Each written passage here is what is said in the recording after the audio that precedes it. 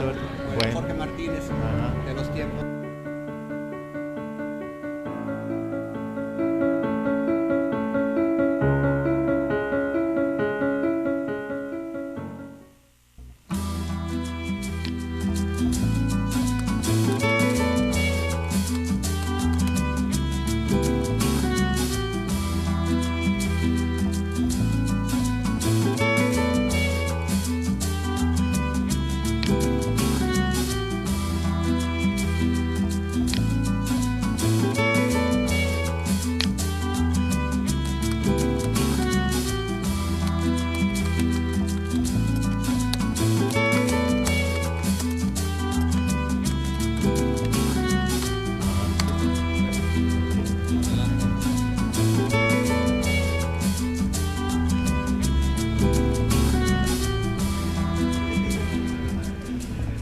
Universidad. Buenas noches. Antes de comenzar la conferencia, por respeto a nuestro invitado y a los asistentes, se les pide por favor colocar sus celulares en apagado o en modo vibrador. Gracias.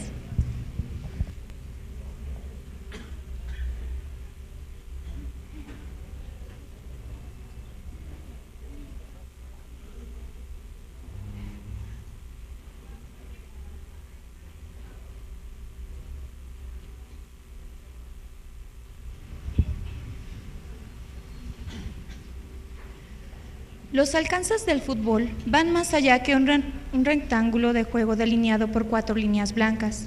Grandes líderes, jefes de Estado, filósofos, poetas, se han dejado atrapar por este deporte jugado con los pies, el cual combina trabajo en equipo y acondicionamiento físico, al igual que destreza individual. En el deporte más popular del mundo, no importa el estatus, preferencias políticas, color de piel, simplemente la pasión del aficionado. Todos somos, aquí, un claro ejemplo de la forma que a través del tiempo nuestras ideas, metas, creencias, sueños van cambiando. Pero los colores de la camiseta que portamos física y simbólicamente son siempre los mismos. Una de las frases más conocidas acerca del balompié es aquella de «El fútbol es la cosa más importante de las menos importantes», atribuida a Arrigo Sacchi, César Luis Menotti y hasta Juan Pablo II. Este hecho nos clarifica un sinfín de cuestiones acerca de la movilización de las naciones, entre ellas nuestro país, y la del negocio con una actividad lúdica. Jules Rimet nos dijo en 1962, un poco antes de su muerte: hay que tener mucho cuidado porque el fútbol se está convirtiendo en un negocio. Temáticas que nos involucran de manera directa e indirecta son las que dan origen a esta conferencia. Ahora que México no está en el Mundial. Análisis de un escenario ficticio sobre las repercusiones sociales de la eliminación de México al evento futbolístico global. Les damos la bienvenida a todos los asistentes.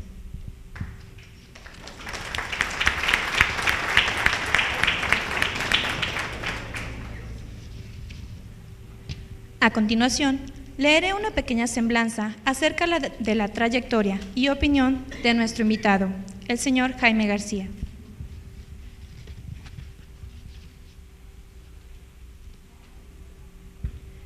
Periodista, escritor y cronista respetado del diario El Informador, Notisistema y Radio Metrópoli, el señor Jaime García Elías es un claro ejemplo de la esencia periodística, la opinión clara, sencilla y crítica, sin romper el vínculo y comunicativo con su lector y radioescucha. Haciendo eco de esto en la investigación de María Elena Hernández para el artículo Comunicación y Sociedad, la formación universitaria de periodistas en México, el licenciado Jaime García nos menciona que encontrar periodistas o licenciados en ciencias de la comunicación es como encontrar licenciados o ingenieros, tal vez trabajando de taxistas o en cualquier otra cosa, pero no en la carrera, porque se han saturado las carreras. Entonces, ya es más la oferta que la demanda, y esto debió de haberse traducido en un proceso selectivo en el que prevalecieron los mejores. No necesariamente ha sido así. Ha habido muchos que pudieron haber sido los mejores, que demostraron ser muy aptos para la carrera, pero no encontraron el aliciente para perseverar en ella, Y a la inversa, hay mucha gente que encontró la manera de enchufarse y ahí se ha quedado. Ante estas palabras, logramos darnos cuenta que a pesar de que pueda haber obstáculos en nuestro camino, sobresalir en lo que nos gusta y presentar una visión de ello es la manera en que nos mantenemos en nuestras profesiones, confiando en nuestra información, imaginación y formación. Y así, como menciona Irma Adriana Luna Cruz en el blog de Griselda Torres Zambrano, Jaime García Elías es uno de los periodistas más cultos que ha conocido contemporáneamente Jalisco.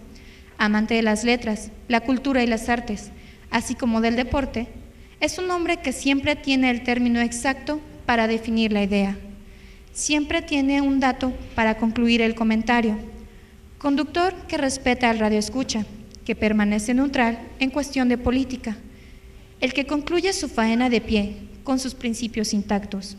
Él me enseñó que un periodista amanece picando piedra y termina, entrada la noche, haciendo lo mismo. Por esto, damos la bienvenida y agradecemos la presencia de Jaime García Elías. Buenas noches y bienvenido. Gracias.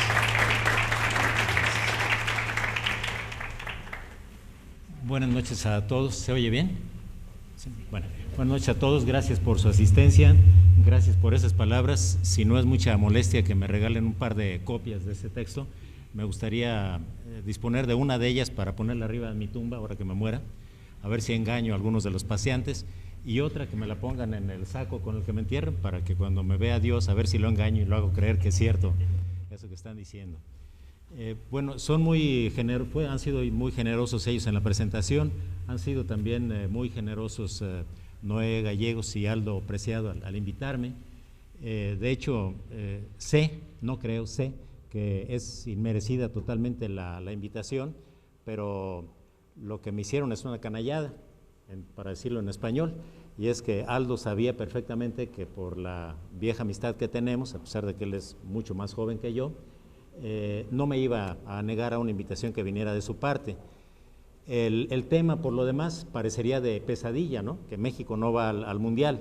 Entonces, afortunadamente podemos darnos un pellizco o dárselo al que esté más cerca uno de nosotros para constatar que no es así, que México finalmente sí irá al Mundial. Dijo aquel, haiga sido como haiga sido. Y en cuanto a las implicaciones que esto pudiera tener, que son muy interesantes para hacer por lo menos lo que pudiera interpretarse como un ejercicio de pizarrón, lo único que me quedo pensando son las famosa frase del presidente intelectual que tuvimos en México. ¿Y por qué yo? Entonces, pero en fin, el hecho está consumado, de manera que vámonos pues a arrancar el partido, como se diría en el argot futbolero. La invitación era para hablar acerca de las hipotéticas repercusiones de la ausencia de México en un mundial. Decía en el texto que me envió el profesor Noé Gallegos, en lo social, en lo económico, en lo psicológico, en lo cultural y en lo mediático. Entonces, para tratar de no salirme del tema y considerando sobre todo que por los intereses que tienen ustedes dentro de las carreras que están estudiando, están tanto en las áreas económicas como en las administrativas, como en las de ciencias de la comunicación, entonces creo que pueden haber efectivamente comunes denominadores. Antes de entrar en materia y antes de que se me olvide, por cierto, les quiero agradecer también a Noé y Aldo la oportunidad de que fuera aquí, precisamente aquí, esta participación a la que me han invitado. Yo conocí Guadalajara cuando ya era un jovencito de 14 o 15 años, y el familiar, un tío muy querido que me invitó a conocer Guadalajara, en aquel tiempo cuando casi no había automóviles en la ciudad, como parte de las cortesías que tuvo conmigo, fue traerme a hacer un recorrido en taxi por toda la Avenida de las Américas. Entonces, cada vez que paso por aquí, por la Avenida de las Américas, recuerdo todavía, aquí no creo que haya nadie que haya vivido aquellos tiempos para recordarlo, pero sí, si los padres o los abuelos de ustedes viven, pregúntenles y verán qué hermosa era esta Avenida de las Américas, con un camellón lleno de rosas, que tenían fama de ser las rosas más caras de Guadalajara, porque si algún policía los veía que estaban cortándolas, les cobraba 50 pesos de multa, en un tiempo en que el salario mínimo era de 11.50, así que eran 4 días de salario mínimo. Y en esta casa, en este preciso lugar, hace cerca de 25 años, o alrededor de 25 años, en un ejercicio radiofónico, estuvimos transmitiendo entrevistas con familias, en un mes de diciembre como este, con familias que tenían toda la costumbre de montar nacimientos muy tradicionales. Y en esta casa vivía una familia, no recuerdo los apellidos, que montaban un nacimiento muy hermoso en este espacio que era precisamente la sala de la casa. Entonces recuerdo como si lo estuviera viendo todavía aquel nacimiento, y muy particularmente esa escalera y el ventanal ese que eran muy característicos de la casa. El resto supongo que lo habrán modificado, Dios se los perdone, que sea por el bien de la cultura y de la propia universidad. Bueno, entro en materia ahora sí. Trataré de ser breve, sobre todo para dar pie a que, si ustedes lo tienen a bien, en la parte final haya algún diálogo en el que, si me quieren invitar, me invitan, y si no, pues lo arman entre ustedes y yo aquí me quedo escuchándolos, a ver si aprendo algo. Entonces, hablaba de las implicaciones que esto pudiera tener en lo social de entrada. ¿Qué hubiera pasado si México no hubiera calificado al Campeonato Mundial en el aspecto social? Bueno, el impacto hubiera sido de frustración, por supuesto, porque se daba por descontado que México calificaría, que lo haría inclusive con cierta facilidad, porque históricamente la calificación la ha conseguido México casi siempre con relativa facilidad, y se suponía que ya con la ventaja que estaba dando la FIFA de que en el sorteo en esta ocasión le estaba dando al área de la CONCACAF 3,5 lugares, bueno, necesariamente uno de los 3 primeros lugares tendría que ser para México. Lo lógico, se esperaba, era que fuera el primero, pero ya en el último de los casos, considerando el crecimiento que ha tenido el fútbol de los Estados Unidos, bueno, el segundo lugar no estaría mal. Pero en la más fatídica de las hipótesis, en el caso de que cualquier otro de los países de Sudamérica que de repente se agrandan en ese tipo de competencias lo hiciera, entonces podría ser Honduras, por ejemplo, como fue realmente, y entonces pues a México ya le tocaba por la ruta de la consolación el tercer lugar. Pero no se veía que ninguno de los que hubieran quedado, de los que hipotéticamente venían detrás de México, pudiera representar una amenaza. De manera que la cuestión del medio boleto, pues hay que lo agarren Panamá o Haití o Surinam o cualquiera de esos países que probablemente ni siquiera participaron en esta vez en la eliminatoria. Sin embargo, ya ha sucedido en otras ocasiones, y probablemente los aficionados al fútbol, seguramente los aficionados al fútbol lo saben, que México ha faltado a campeonatos mundiales. En 2 de ellos porque perdió las eliminatorias cuando había una sola plaza disponible en cada ocasión. Fue para los mundiales de Alemania 74, que casualmente fue el inmediato posterior al de México en 1970. Entonces es una paradoja que el país que acaba de ser sede del campeonato mundial no asista al siguiente mundial porque se queda eliminado de la competencia. Sería prolijo ahorita hablar de las circunstancias en las que se dio aquella eliminación de México en un premundial que tuvo lugar en Haití en diciembre de 1973, pero el hecho es ese, que Alemania 74, México no fue. Después estuvo en el de Argentina en 1978 con calamitosos resultados. Jugaba México contra Túnez, Alemania y Polonia en ese campeonato mundial, y el entonces técnico nacional José Antonio Roca habló públicamente de que lo normal sería que México consiguiera, era de cuatro puntos en ese tiempo la puntuación, 4 puntos, es decir, que ganara 2 partidos y a lo mejor empataba 1, perdió los 3. No platico el resto de la historia, pero sí tiene de esas implicaciones económicas a las que haremos referencia un poquito más adelante y que les interesan a ustedes.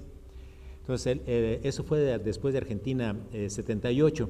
El siguiente campeonato mundial fue el de España 82, y en ese campeonato mundial, con Hugo Sánchez en la eliminatoria, México no pudo pasar avante. Fue Honduras el país que calificó y México se quedó en la cuneta. Luego vendría el de Estados Unidos en el 84 y de España 82 siguió el de México 86. Entonces ahí México entró de carambola, porque ese campeonato mundial la sede la tenía asignada Colombia, y el entonces presidente de Colombia, Belisario Betancourt, resolvió que las condiciones económicas de su país no le permitían, decía él, acceder a las extravagancias de la FIFA y al alto costo económico que tendría el campeonato mundial.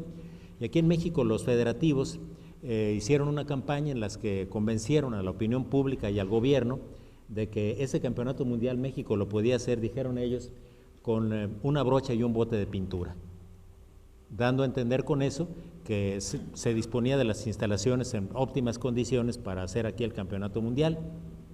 No viene al caso hablar de los resultados que se tuvieron en el aspecto deportivo, pero en fin, fue el de México 86, y en el siguiente, en el de Italia, en 1990, México tampoco asistió. Había conseguido la calificación, pero la participación fraudulenta de algunos jugadores que estaban excedidos de la edad y que no llenaban los requisitos en la eliminatoria para los Juegos Olímpicos, determinó que la FIFA eliminara, descalificara a México, lo castigara. Fue la primera vez en la historia del fútbol que un país es expulsado, por decirlo de alguna manera amable, a priori, o sea, le sacaron la tarjeta roja antes del partido por esas incorrecciones. Entonces, conclusión, hubo 3 campeonatos mundiales consecutivos que se jugaron en Europa, 3, el de Alemania 74, España 82 e Italia 90, a los que México no asistió.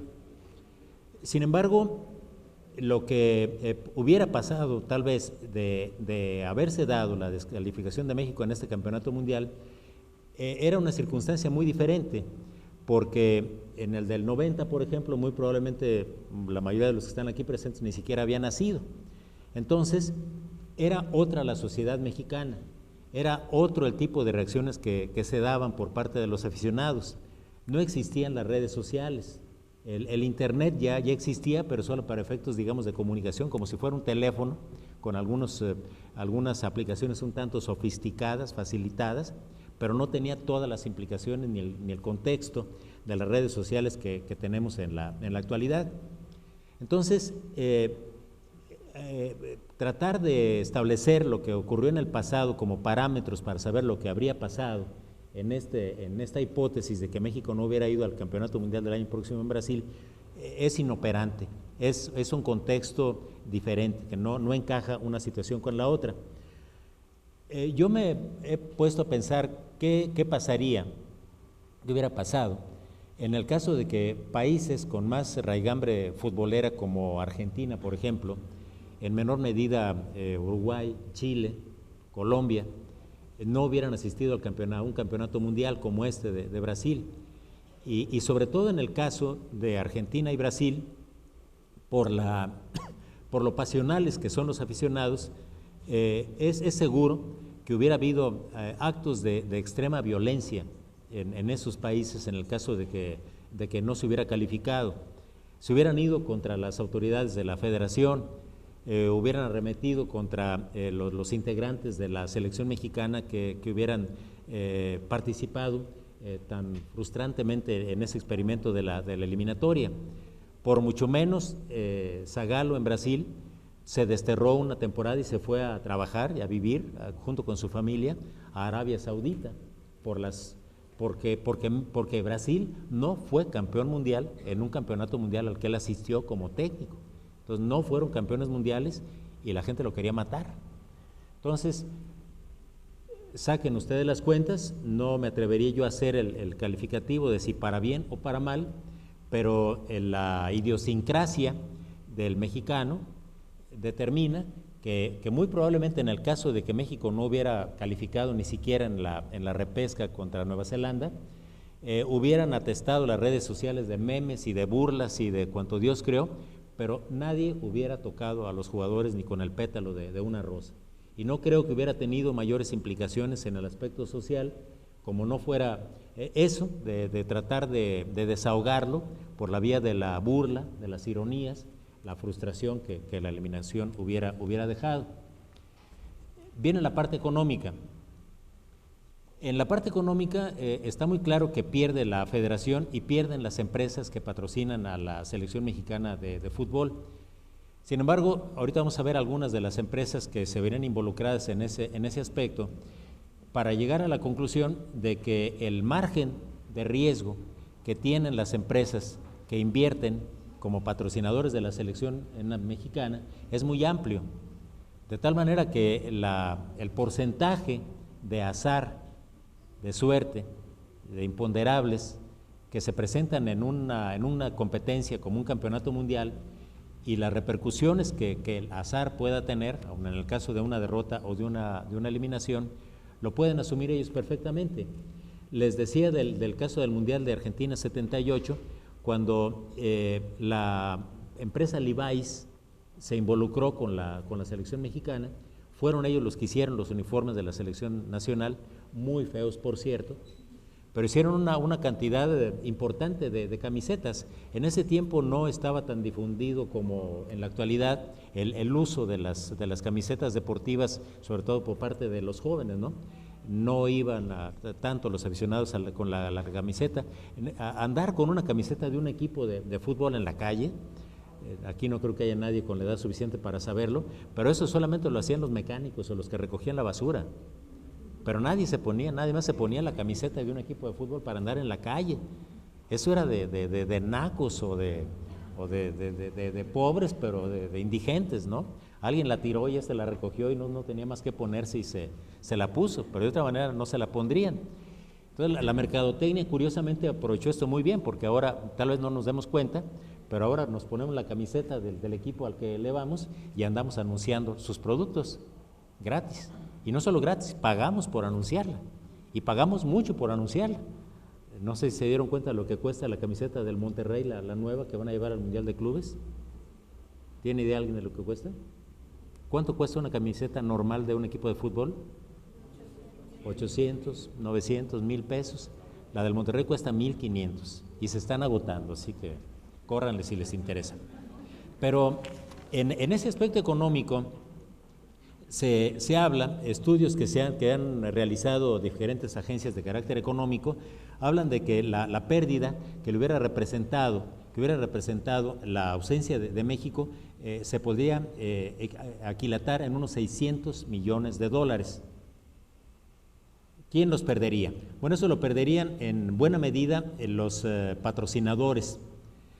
Perderían también en alguna medida los organizadores del campeonato mundial, los hoteleros y restauranteros del país anfitrión, con sus asegúnes. A mí me tocó por mero azar en el Mundial de Italia en 1990 estar en un hotel que fue sede de una convención que había de hoteleros y restauranteros de Roma. Y por circunstancias que no vienen al caso, me tocó estar en una conferencia, en una plática, en una sesión, en la que estaban ellos hablando de los beneficios que les había traído a Italia la visita de turistas en ese campeonato mundial. Y la conclusión era que los prestadores de servicios turísticos perdían con el campeonato mundial. ¿Por qué? Porque los países que tienen gran afluencia de visitantes, de turistas, tienen esa afluencia de visitantes en términos, en estándares que más o menos se mantienen de acuerdo a los términos de la economía y a las circunstancias del propio país, ¿no? México, por ejemplo, cuando se habla de situaciones de economía que se vuelven agudas en algunos estados de la República, Michoacán, por ejemplo, bueno, la gente tal vez deje de ir a algunos de esos destinos, pero sigue yendo a otros. Y en cambio, decían ellos que el turismo que normalmente va a un país turístico, como Italia, España, Alemania, Francia, entre los europeos, son los que ocupan los primeros lugares, se ahuyenta cuando está el campeonato mundial, porque rehuyen el contacto con los aficionados al fútbol. Entonces, el aficionado al fútbol no es, en términos generales, bien visto, porque en un momento determinado puede tornarse violento en función de los resultados que tienen sus selecciones nacionales. Entonces, el turista convencional, el turista normal, le rehuye al aficionado al fútbol. Así y todo, es evidente que si hubiera ido, yo qué sé, Panamá, por ejemplo, en vez de México, evidentemente que habría muchos menos aficionados panameños en el Campeonato Mundial de Brasil que mexicanos. Entonces, ahí sí tiene una implicación de carácter económico para los hoteleros. Se habla también de los perjuicios que ocasionan los restaurantes, las tiendas de autoservicio, que entran a la llamada mercadotecnia de emboscada. La mercadotecnia de emboscada, lo saben los que se dedican a esas áreas, es aquella en la que están acorralando prácticamente al consumidor a sabiendas de que ahí va a caer, de que va a caer como los venados, tiene que pasar por aquí. Entonces, va a haber un partido de fútbol importante y en los bares ya tienen dispuesta toda la parafernalia que se requiere, con lugares, con las vituallas, en fin, con todas las pantallas de televisión, porque saben que los aficionados al fútbol van a llegar ahí. El último partido contra Nueva Zelanda, a pesar de que fue a las 2 de la mañana, tuvo una muy buena concurrencia de gente que cayó en la emboscada y fue a los restaurantes a ver el partido, a pesar de que lo hubieran podido ver en su casa. Y luego están los patrocinadores. Los patrocinadores, ya lo había dicho la Federación en primer lugar, que perdería esos ingresos. Pero en el caso de las inversiones que tienen algunas empresas, como Telefónica Movistar, con los contratos que tiene con la Federación Mexicana de Fútbol, son 22 millones de dólares que le tiene invertido. La cervecería Modelo también le tiene invertidos 8 millones 450 mil dólares con pago anticipado. La lechera Lala tiene 4 millones de dólares también invertidos en publicidad con la selección. Banamex, que tiene un contrato vigente precisamente hasta el año próximo, tiene 24 millones de dólares, y eso que el campeonato de liga se llama Bancomer, no Banamex.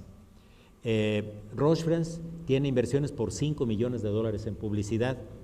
La Coca-Cola tiene 40 millones y medio de dólares invertidos en la selección mexicana, pagados de ellos 18 millones por anticipado. Visa tiene también cerca de 5 millones de dólares invertidos en la selección. Maseca, 17,5 millones de dólares. Y la Ford, 6 millones de dólares. Esas serían las empresas que se verían en primera instancia afectadas. Ellas sí probablemente tendrían una pérdida significativa en el caso de que sus hombres sándwich, los jugadores de la selección nacional que se anuncian. Lo de los hombres sándwich, ya lo saben ustedes, son por ese mecanismo que se utilizaba en las calles en Estados Unidos y en Europa. En algunos se utiliza todavía, de que la gente sale con una tabla delante y otra atrás, entonces parece que fuera una rebanada de jamón o una pierna de pavo, según el espesor del modelo, entre dos rebanadas de pan Bimbo, ¿no? Entonces de ahí pues lo de los hombres sándwich. Entonces eso es lo que dejarían de percibir, y la consiguiente venta de camisetas, que también se les desplomaría, y por lo tanto esa publicidad que de manera, no diría que involuntaria, pero sí inconsciente, hacemos o hacen los que utilizan este tipo de camisetas.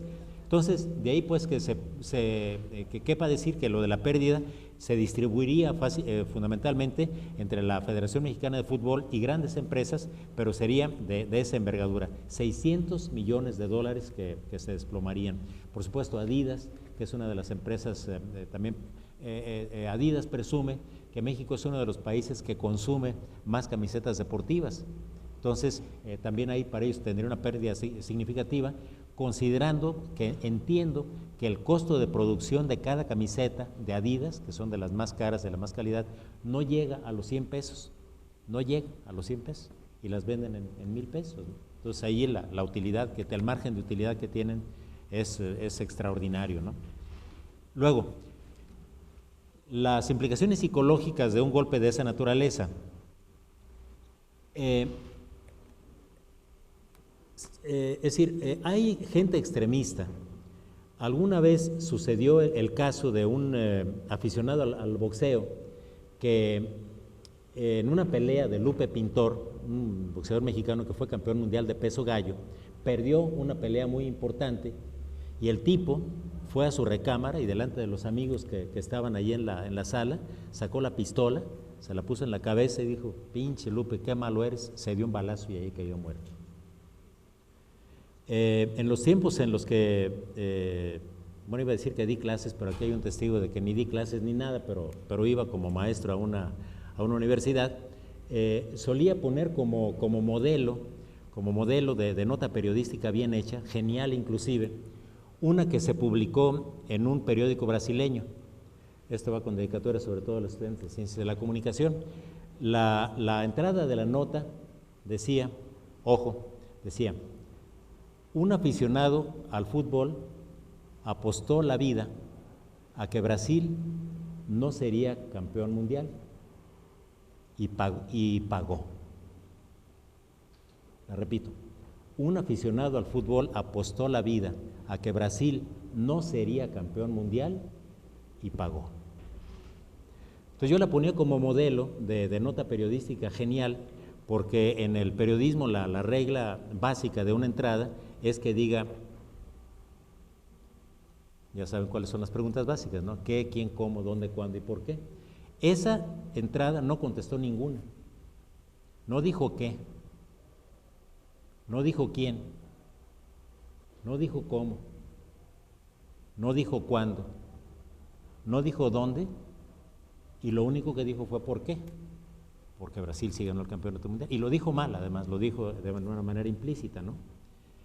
Entonces, no faltarían locos que hubieran tal vez llegado a alguna situación de angustia, de desazón extrema, si el fútbol es el único alimento espiritual que tiene en la vida, y en el caso de que México no hubiera calificado para el campeonato mundial, hubiera tenido alguna implicación o alguna consecuencia catastrófica. Sin embargo, personalmente estoy convencido de que ese tipo de golpes que da el destino ocasionalmente sirven, dejan una utilidad social, tienen en el aspecto de la salud mental, de la salud emocional, un beneficio, porque hacen que la gente pise el terreno de la realidad. Generalmente el aficionado al fútbol vive en las nubes.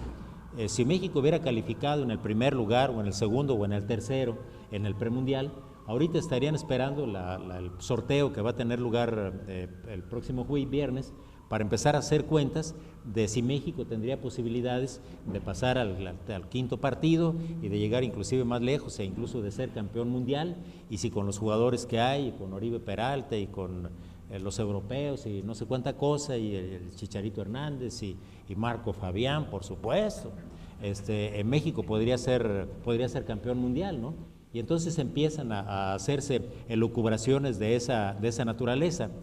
Pero muchas personas aprovechan, o más bien dicho, acusan el golpe psicológico que representa una frustración de esa naturaleza para romper esos puentes que hay entre la fantasía, entre la imaginación y la fantasía, y quedarse en el terreno de la realidad y darse cuenta de dos cosas básicas. Primero, de que al final de cuentas el fútbol es un juego. Entonces, que no hay que darle tanta importancia, y que hay en la vida cosas mucho más importantes que el juego. Eso sería en el aspecto psicológico, pues, insisto, creo que dejaría al final de cuentas, sería un margen interesante para un aprendizaje. Después, me planteaba Noé en el aspecto cultural. Ahí me tropecé, sinceramente se me indigestó el planteamiento, lo reservo si les parece, para que en el diálogo que tengamos, si alguno de ustedes le ve alguna faceta de carácter cultural a esa hipotética eliminación de México, la toquemos o la toquen. A mí, salvo el hecho de que por cultura, alguien dijo, se entiende todo lo que no es natura, es decir, lo que no es de la naturaleza es por parte de la cultura, todo lo que hace el ser humano. Entonces automáticamente el fútbol no es parte de la naturaleza, ergo es parte de la cultura.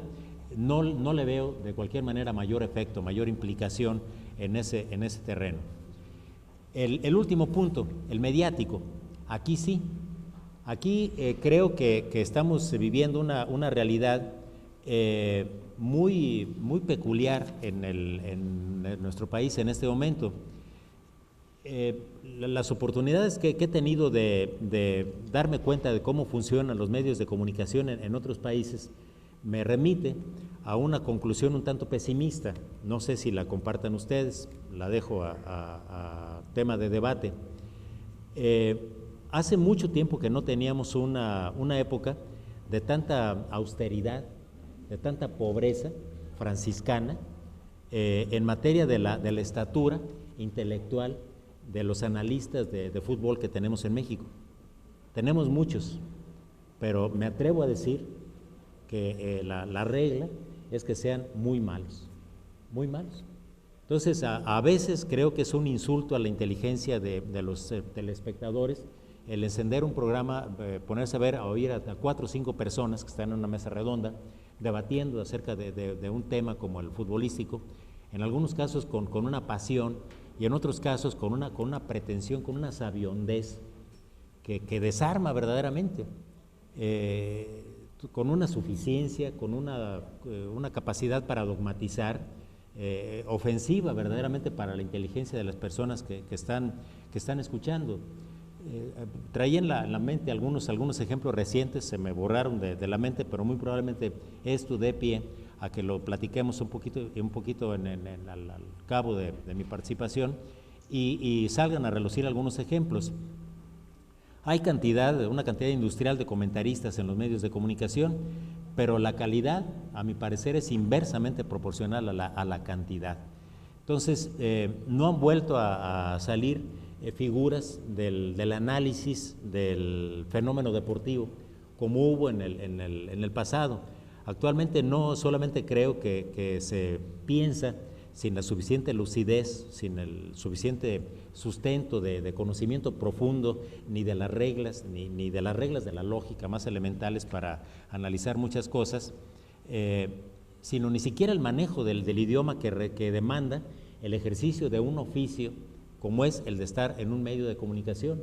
Lo menos que puede exigir el auditorio o el lector de un medio de comunicación es que la persona que está enfrente, la persona que habla o la persona que escribe, lo haga correctamente, lo haga con apego a los cánones del idioma.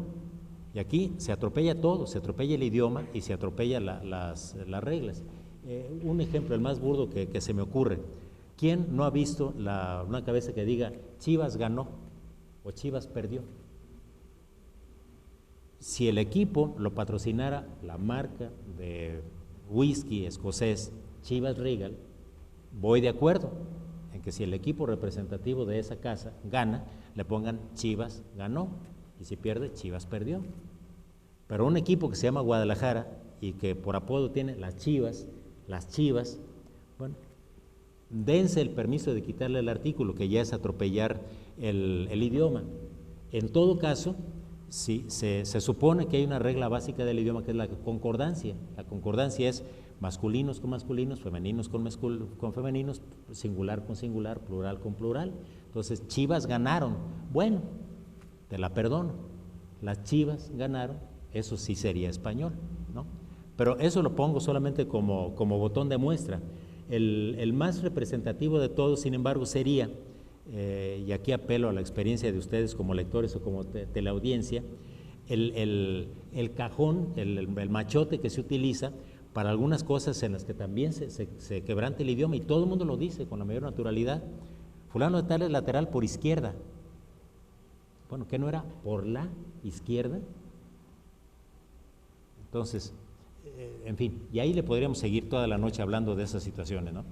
En el pasado hubo gente que manejaba muy bien el idioma, manejaba muy bien la lógica, honraba pues al idioma y honraba al pensamiento, gente que pensaba bien y escribía bien. Nombres, por si alguno quieren buscar por ahí en internet y darse cuenta de la diferencia que había entre esa gente que manejaba el idioma de otra manera y la lógica de otra manera, entre las vacas sagradas de aquella época: Flavio Zavala Millet, del periódico Ovaciones; Antonio Huerta, del periódico Esto; Fernando Marcos, que escribía en la prensa y en la revista Siempre. Él hasta la fecha sigue siendo todavía clásico porque se citan de algunas de las frases que eran más características de su repertorio.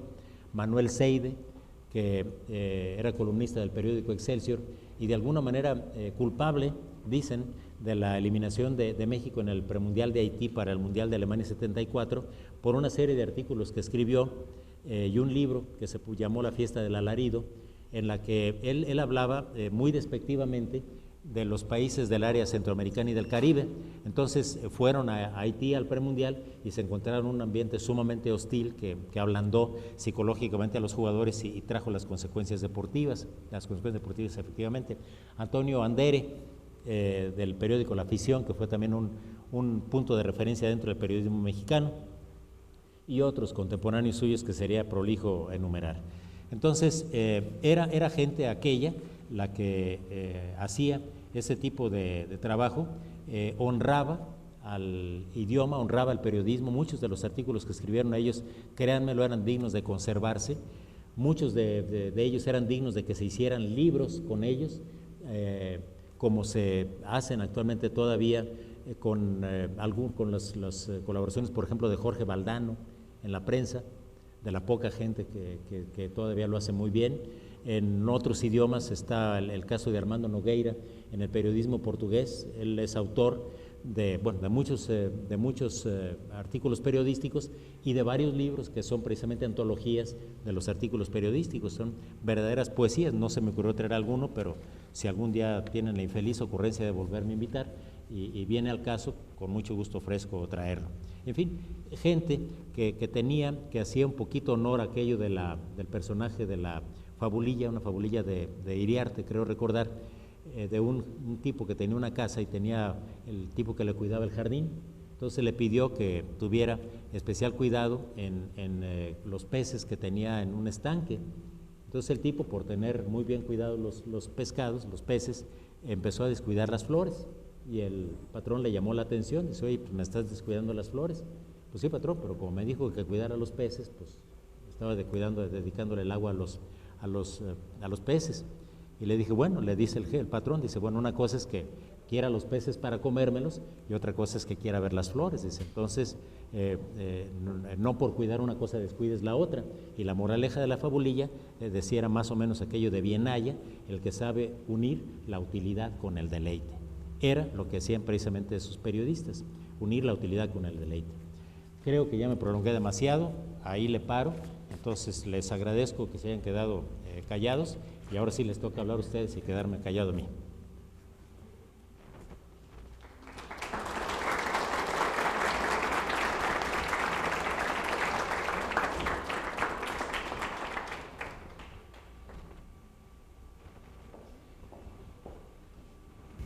Bien, ahora la dinámica ingresa a otro tenor, que es precisamente el diálogo con el licenciado Jaime García Elías. Si alguien gusta realizar alguna pregunta, algún comentario con respecto a la disertación que nos acaba de plantear, sería muy interesante que levantaran su mano, por favor, para plantearla. Adelante, Higinio, por favor, si se puede acercar. Hola, Jaime. ¿Qué tal? Buenas noches.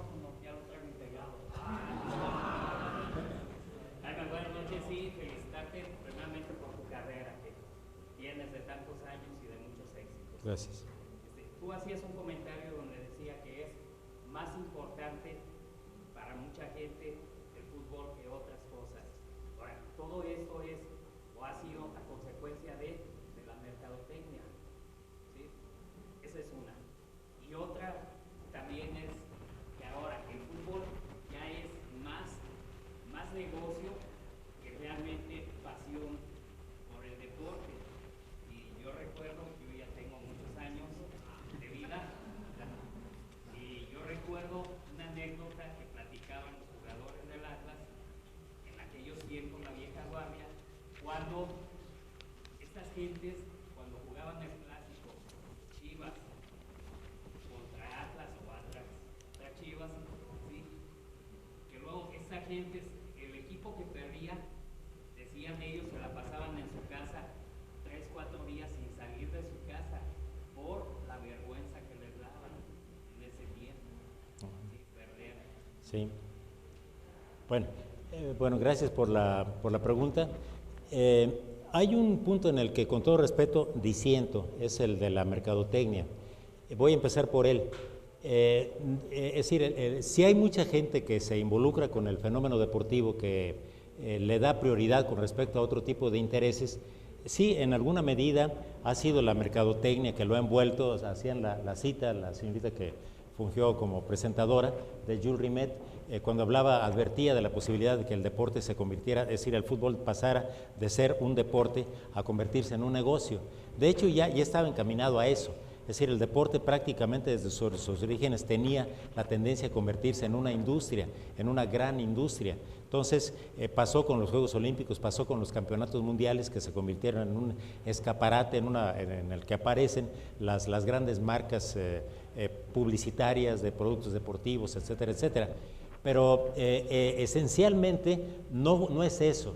Yo creo que aquí es cuestión de hurgar un poquito con toda franqueza en nuestra propia idiosincrasia y darse cuenta de que si el fútbol ha alcanzado la dimensión que tiene actualmente, es porque el ser humano necesita creer en algo.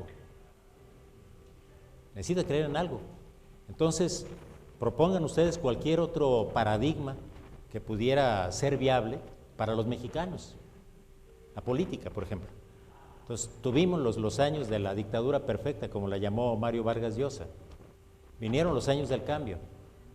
Tuvimos la experiencia de lo que pasó en el cambio. Lo vivimos en Jalisco. Tenemos el recuerdo muy vivo del sexenio anterior en el estado de Jalisco.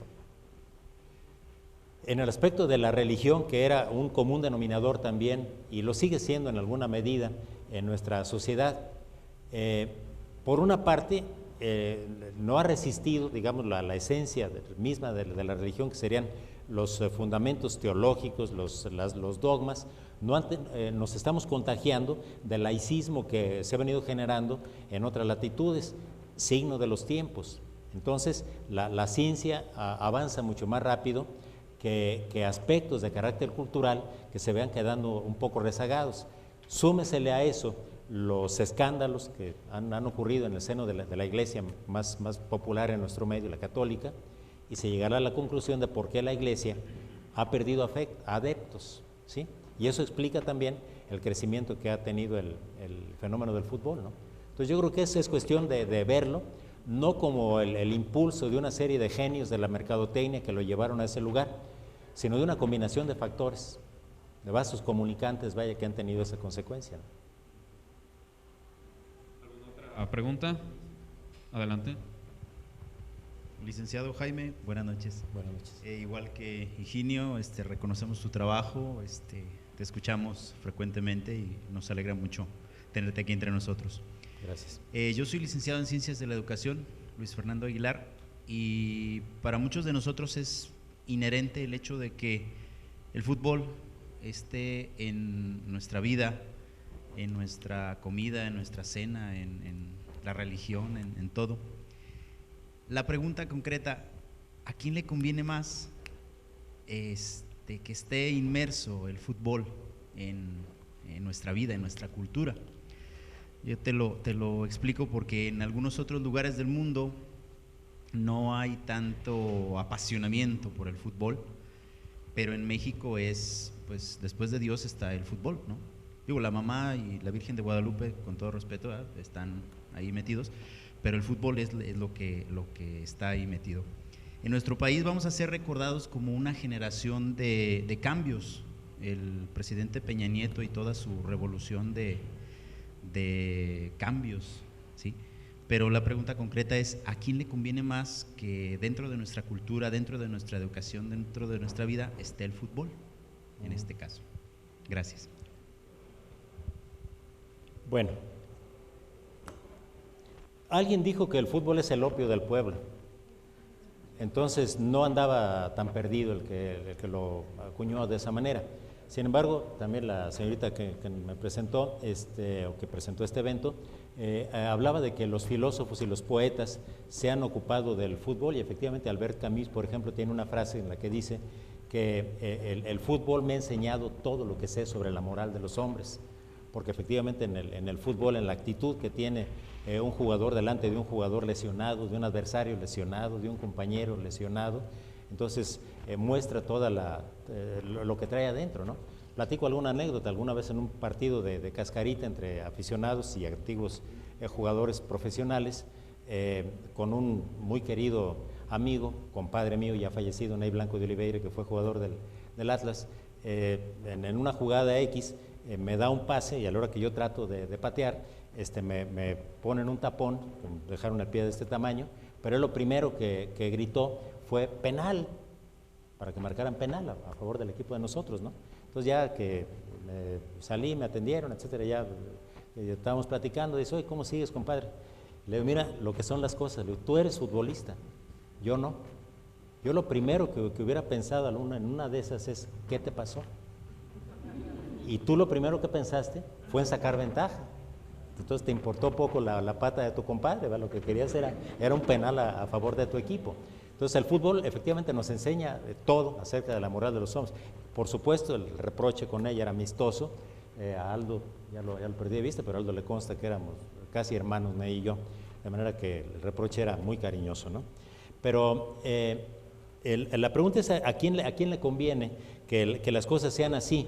En días pasados también me tropecé con un estudio de carácter sociológico en el que se hablaba de que había 3 cosas que para el mexicano eran fundamentales, esenciales, eran parte de la idiosincrasia del mexicano: la Virgen de Guadalupe, Cantinflas y el fútbol. Entonces yo, Cantinflas, le platicaba yo al compañero con el que estábamos hablando de esto. A mí me molestaba muchísimo ir, cuando iba al cine, a ver películas de Cantinflas, porque, bueno, llegaba uno a la sala, se apagaba la luz, aparecía ahí la presentación de la película, etcétera. Empezaban algunas escenas en las que no aparecía Cantinflas y de repente salía Cantinflas. La risotada general. No había dicho nada y ya la gente estaba riéndose. Entonces, decía alguna cosa chistosa y yo no la oía porque pues entre tanta risotada pues me la perdía. Entonces yo en aquel tiempo yo esperaba que algún día se inventara algún sistema que permitiera ver las películas de Cantinflas en mi casa. Creo que ya se inventó ese sistema, pero yo hasta ahorita no he visto una sola película de Cantinflas en mi casa. Me quedé vacunado contra él. Pero creo que lo medular de todo esto sería, o sea, ¿a quién le conviene que haya tanto fútbol? A ciertos estratos de la población le conviene. Por ejemplo, en el aspecto político, por ejemplo, en el aspecto policíaco, hay un estudio que hicieron 2 eminentes criminólogos mexicanos, Alfonso Quirós Cuarón y Samuel Maínez Puente. Se llama El costo social del delito en México. Y llega a la conclusión de que en las temporadas en las que decrece la actividad deportiva, aumenta la criminalidad. Entonces el mexicano saca la agresividad en el estadio, no la traduce en agresión, es la agresividad potencial. Entonces la desahoga ofendiendo al árbitro, aventando agua de riñón, eventualmente peleándose con algún otro aficionado, pero normalmente hasta ahí llegan las cosas, no alcanza dimensiones de tragedia, pero sí tiene ese tipo de implicaciones, pues el que llega a haber violencia. Pero hay quien dice que un pueblo educado es un pueblo peligroso, y un pueblo drogado por la droga del fútbol es un pueblo pasivo. Creo que con eso queda contestada su pregunta. ¿Alguna otra participación? Sería importante mencionarlo. Bien, precisamente damos por concluida la participación del licenciado Jaime García Elías. Queremos agradecerle la asistencia a todos ustedes, también el licenciado, con la entrega de un reconocimiento que la universidad le quiere hacer como una brevísima gratitud para la trayectoria que este periodista, este personaje de la radio y del periodismo tiene Jalisco. Leo. La Universidad de América Latina otorga el presente reconocimiento al licenciado Jaime García Elías por su participación en el ciclo universitario de conferencias UAL 2013, implicaciones sociales de la participación de México en el Mundial Brasil 2014. Firma el licenciado José Antonio Mendoza Lujambio, rector de nuestra institución, a 3 de diciembre de 2013. Muchísimas gracias al licenciado Jaime García Elías.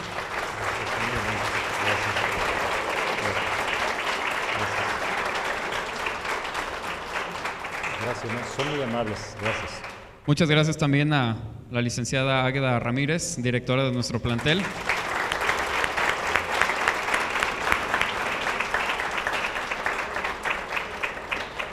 Un agradecimiento muy especial a todos ustedes por la participación en eventos, sí, extraacadémicos probablemente, pero que siempre van a enriquecer y a acrecentar nuestro nivel cultural, nuestro nivel intelectual y esa parte del criticismo que en temas que aparentemente no tendrían una relevancia como el fútbol, pero que nos guste o no nos guste, directa e indirectamente, estamos inmersos. Muchas gracias a todos y los invitamos a que pasen al coffee break. Tenemos algunas galletitas y café para todos ustedes. Gracias por su asistencia. Buenas noches.